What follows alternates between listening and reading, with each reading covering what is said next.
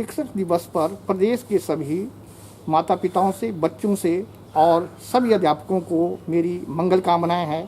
परिस्थितियां थोड़ी अलग है, कोरोना का काल है जिसमें बच्चों की ऑनलाइन एजुकेशन हो रही है, तो सरकार ने जो सुविधा बच्चों को दी है उसका वो जल्दी से फ़ायदा उठाएं, अपने अध्यापकों से जुड़े रहें फ़ोन द्वारा, और जो उनकी क्लासें ली जा रही है ज़्यादा से ज़्यादा प्रश्न वो घर में सॉल्व करें और टीचरों को बताएं, क्योंकि टीचर कुछ जो है वो स्कूल में भी पहुंच रहे हैं।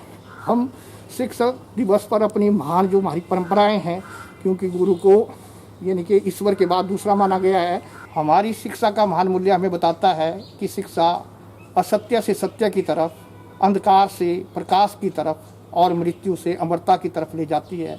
तो सभी विद्यार्थी शिक्षा के इन महान मूल्यों को ग्रहण करके शिक्षक दिवस पर आगे संकल्प लें कि हम विद्या ग्रहण करके हिमाचल प्रदेश का भारतवर्ष में नाम रोशन करेंगे। जय हिंद, जय भारत। मंडी की बेटी कंगना के समर्थन में बीजेपी भी रण में कूदी है। पांवटा साहिब में भी भाजपा कार्यकर्ताओं ने कंगना रनौत के पक्ष में एक रैली निकाली। उपमंडलाधिकारी पांवटा साहिब को महाराष्ट्र सरकार के खिलाफ ज्ञापन भी सौंपा। कंगना रनौत और महाराष्ट्र सरकार के बीच माहौल शांत होने का नाम नहीं ले रहा है। कल कंगना रनौत मुंबई तो पहुंची, लेकिन हिमाचल प्रदेश से मुंबई पहुंचने से पहले ही बीएमसी के द्वारा कंगना रनौत के कार्यालय को तोड़ने के लिए बीएमसी ने हथौड़ा भी चलाया। हाईकोर्ट के आदेशों के बाद बीएमसी को कार्रवाई रोकनी पड़ी। उसके बाद कंगना रनौत ने मुंबई पहुंच वीडियो संदेश के द्वारा उद्धव ठाकरे को ललकारा था, जिसके पक्ष में आज हिमाचल प्रदेश में भाजपा मोर्चा के द्वारा जगह जगह पर रैली प्रदर्शन किया जा रहा है। वहीं जिला युवा मोर्चा और महिला मोर्चा अध्यक्ष ने कहा कि देश की बेटियों का अपमान नहीं सहा जाएगा। महाराष्ट्र सरकार को जल्द बर्खास्त कर राष्ट्रपति शासन लागू किया जाए।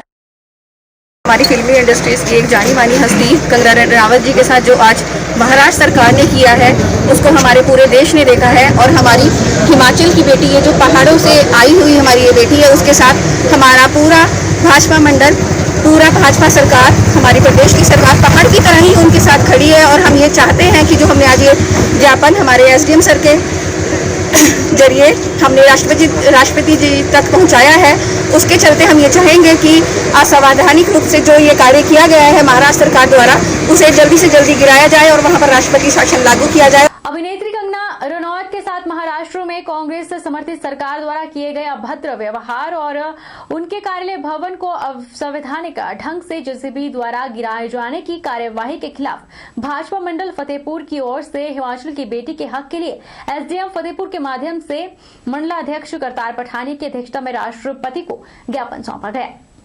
युवाओं में आक्रोश इस प्रकार था कि एसडीएम कार्यालय फतेहपुर तक महाराष्ट्र सरकार के खिलाफ नारेबाजी की गई और कुछ समय के लिए एसडीएम फतेहपुर के प्रांगण में धरना भी दिया गया।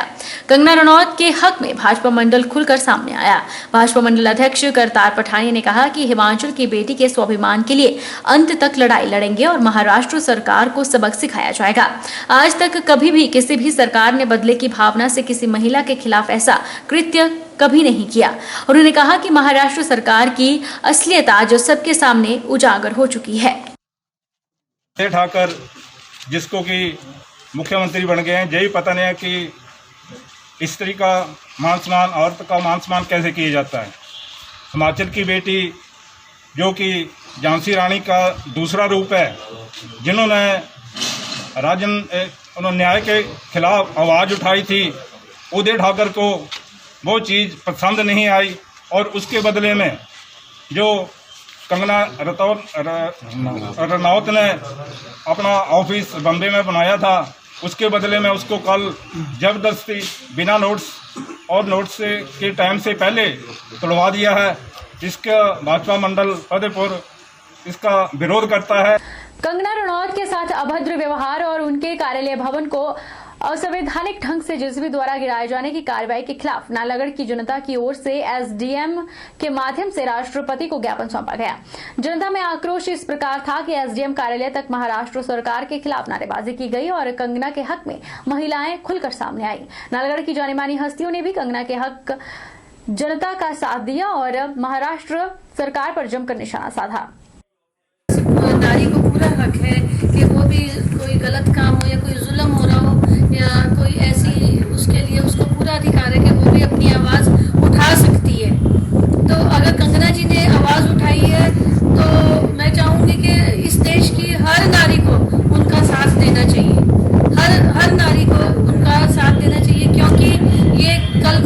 साथ भी हो सकता है। इस तरह से अगर हम डर कर बैठ गए तो कल को कोई नारी आवाज ही नहीं उठा पाएगी।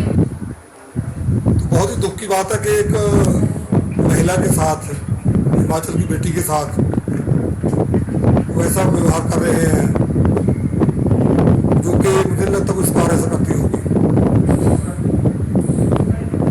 अब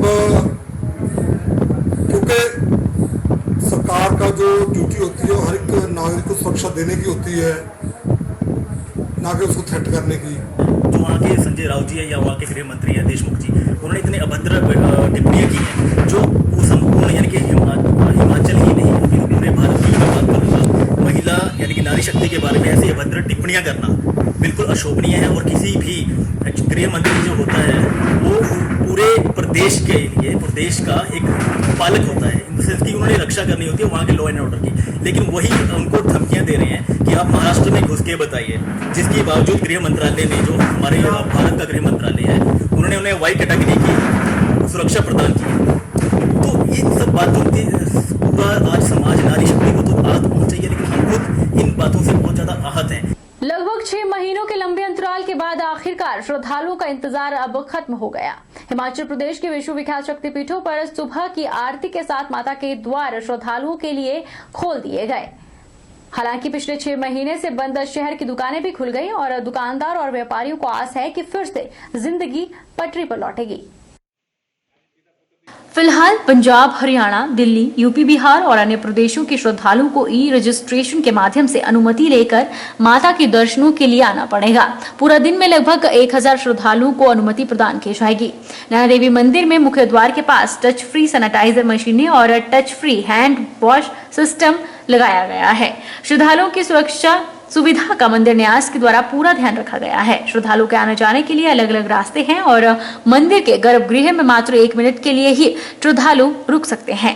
मंदिर में किसी प्रकार की पूजा हवन यज्ञ मुंडन नहीं होगा, जबकि 65 वर्ष के ज्यादा उम्र वाले श्रद्धालु, 10 वर्ष से कम उम्र वाले बच्चे और गर्भवती महिलाएं माता के दर्शन नहीं कर पाएंगे।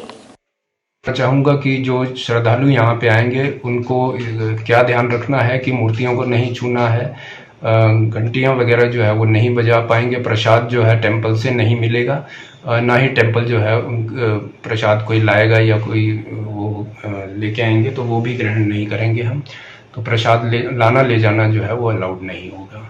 इसके अतिरिक्त जो है गुफा के दर्शन नहीं हो पाएंगे और कृपाली कुंड में भी किसी तरह के स्नान की इजाजत नहीं होगी। प्रदेश सरकार के आदेशों के बाद नालागढ़ में भी धार्मिक स्थलों के कपाट खोल दिए गए। नालागढ़ के विभिन्न धार्मिक स्थलों पर लोग माथा टेकने पहुंचे। हालांकि कोरोना वायरस के चलते मंदिर और मस्जिदों में लोगों की कम ही भीड़ देखने को मिली, लेकिन जो लोग वहां पर आए उन्होंने पूरी एहतियात बरतते हुए मंदिर गुरुद्वारों में माथा टेका और मस्जिद में नमाज अदा की। बहुत ही खुशी की बात है कि काफ़ी लंबे समय के उपरांत आज सभी मंदिरों में जो दर्शन के लिए खोले गए हैं, तो सभी की आस्था इसमें है, तो बड़ी अच्छी बात है। लेकिन मैं सभी श्रद्धालुओं से भी यह अनुरोध करूँगा कि वे मास्क पहनकर ही मंदिर आएँ और सोशल डिस्टेंसिंग का पालन करें और स्वयं अपना भी ध्यान रखें और दूसरों का भी ध्यान रखें। लगभग 5.5 महीनों के बाद छोटी काशी में श्रद्धालुओं के लिए मंदिरों के कपाट खोले गए हैं। मंदिरों के कपाट खोलने के बाद श्रद्धालु मंदिरों में दर्शन करते हुए नजर आए।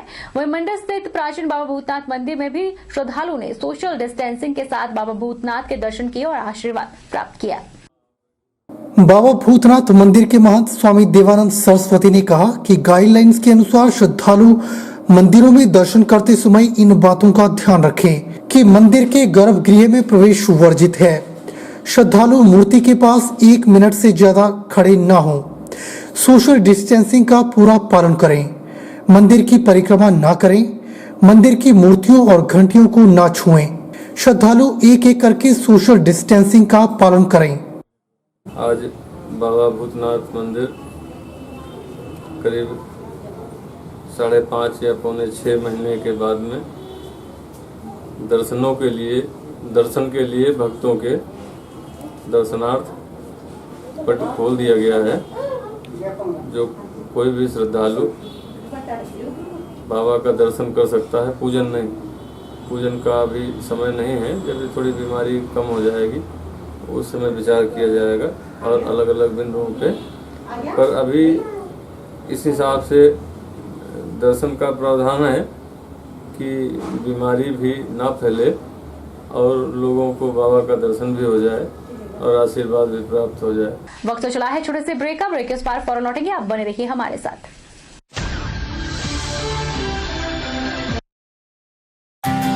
विजडम एजुकेशन सोसाइटी के सानिध्य में Vijay group of institute Himachal Pradesh university Shimla एवं Himachal Pradesh board of school education Dharamshala द्वारा मान्यता प्राप्त हिमाचल प्रदेश का एक अग्रणी शिक्षण संस्थान है।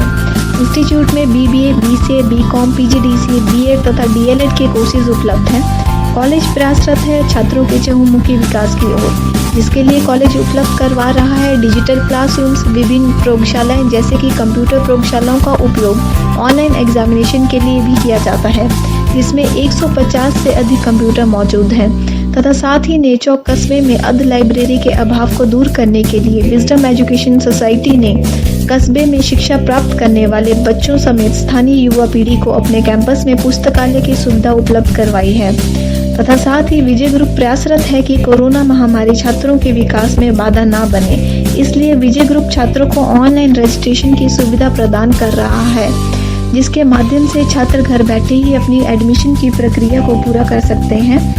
इसलिए vijayinstitute.com वेबसाइट को विजिट करें तथा ऑनलाइन रजिस्ट्रेशन पर क्लिक करके फॉर्म को फिल करें। अधिक जानकारी के लिए हमें संपर्क करें।